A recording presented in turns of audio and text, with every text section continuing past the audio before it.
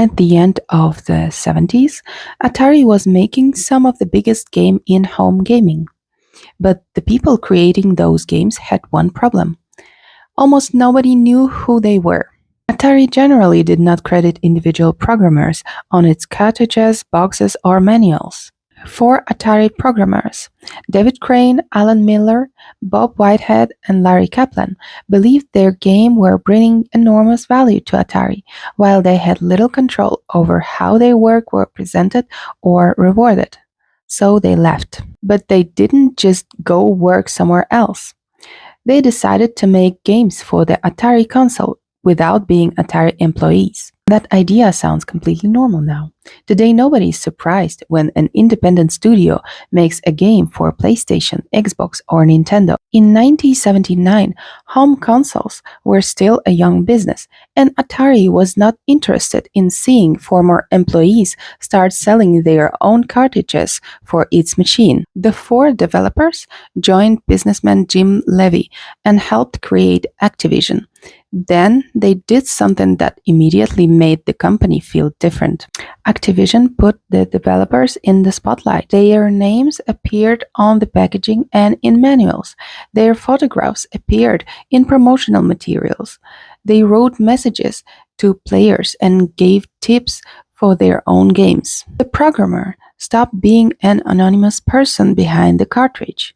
Now you could know David Crane made this game, Alan Miller made that one. Activision was treating game developers more like authors, and then Atari sued them. According to Alan Miller, Atari filed several lawsuits against Activision, with claims involving things such as trade secrets and trademark issues. But the lawsuit did not kill the company. Larry Kaplan later remembered it doing almost the opposite.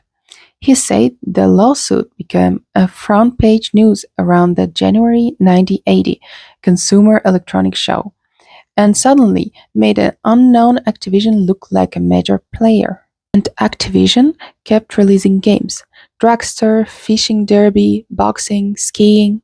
Then came titles like Freeway, Kaboom, and later Pitfall. Activision's own 1981 promotional material already showed developers alongside their games, something that fit perfectly with the company's creator-focused image. Eventually, Atari and Activision settled their legal dispute.